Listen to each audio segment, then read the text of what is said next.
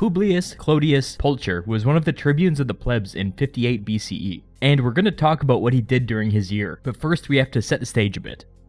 Before 58, Clodius had been a minor player in the Reform faction. He was around for some of the events that we've talked about already.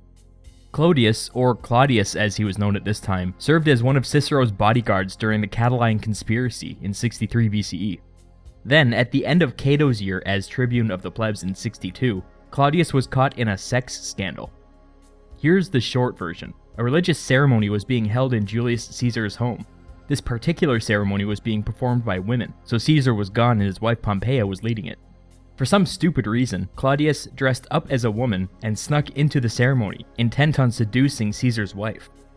He was discovered, obviously. As you can imagine, this was a juicy scandal, and it would become the obsession of the political class. Caesar would end up divorcing his wife over this incident. Clodius was put on trial for committing a sacrilege, and what followed became the trial of the century. Improbably, Caesar ended up as one of Clodius's most vocal supporters. This seems weird to us, and it seemed weird to people at the time, but these men were both reformers, and apparently Caesar was more interested in supporting his political ally than his own wife. Clodius's whole defense was that he wasn't even in Rome on the day in question. Cicero was the only person willing to testify that that wasn't true. Clodius saw this as a betrayal, and he wouldn't forget it. Against all odds, Clodius was acquitted. Word is that both judge and jury benefited from huge bribes from prominent reformers. The ruling was just as scandalous as the crime itself. Anyway, let's jump ahead. Clodius would go on to be elected quaestor, and would receive a lifetime appointment to the Senate as a result.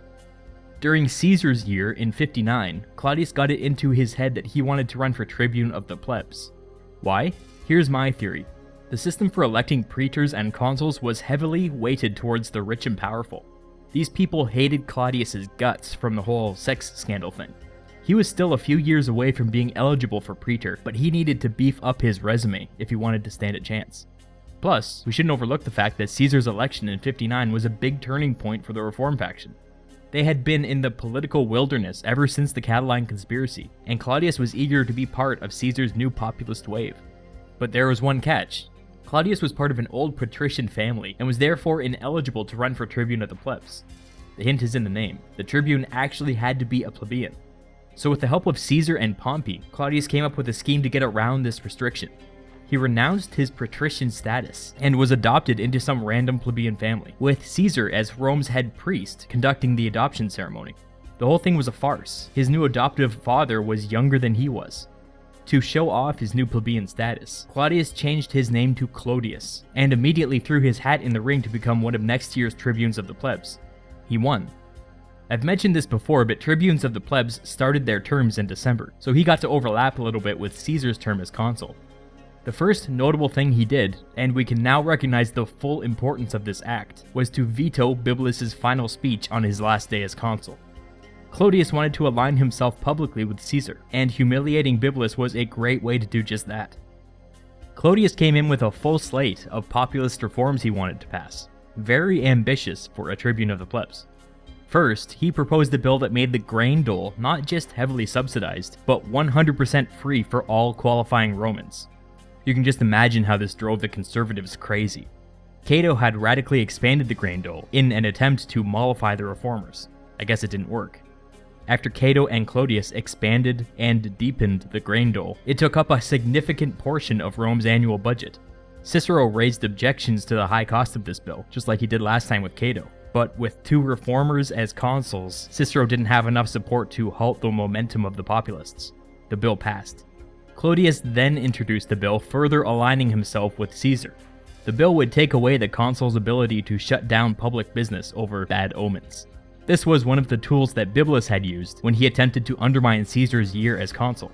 With this bill, the message was clear. The reformers intended to have electoral success going forward, and these little procedural tricks weren't going to fly anymore.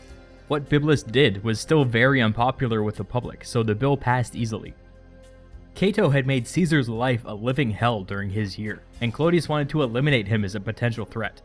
His plan was a little complicated, but here it goes. Clodius argued that in the east, the island of Cyprus, which was an autonomous region under Egypt's influence, rightfully belonged to Rome.